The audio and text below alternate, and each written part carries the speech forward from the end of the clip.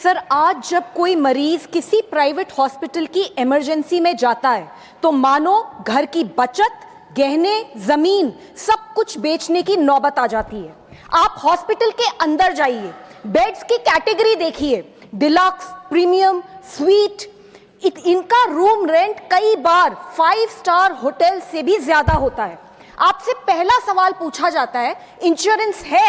जैसे ही जवाब हाँ होता है, मीटर चालू हो जाता है। कमरे में पहुंचते ही thermometer, disposable gloves, mask, sanitizer सब कुछ बिल में जोड़ दिया जाता है। हम डॉक्टरों के इलाज पर सवाल नहीं उठा रहे हैं, हमारी जिंदगी बचाते हैं, वो भगवान समान है।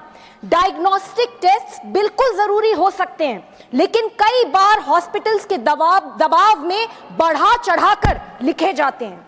जेनरिक की जगह महंगी ब्रांडेड मेडिसिन लिखी जाती हैं जो बाहर 15 to 20% डिस्काउंट पर मिलती हैं, लेकिन हॉस्पिटल में पूरी कीमत पर बेची जाती हैं।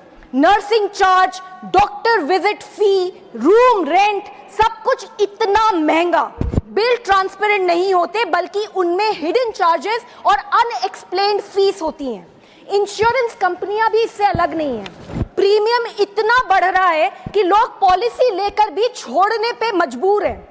ऊपर से कंपनीज छोटी छोटी बातों पर क्लेम्स रिजेक्ट कर देती हैं। नतीजा, हर साल लाखों परिवार कर्जे में डूब जाते हैं। सर, इस सेक्टर को रेगुलेट करने के लिए 2010 में क्लिनिकल एस्टैब्लिशमेंट्स एक्ट पास किया गया था, जिसने राज्यों को अधिकार दिया था कि वे मेडिकल प्रोसीजर्स की मैक्सिमम रेट्स तय करें। लेकिन आज भी सिर्फ 12 राज्यों ने इस कानून को अपनाया है। यहां तक कि देश की राजधानी दिल्ली ने भी ये कानून नहीं अपनाया।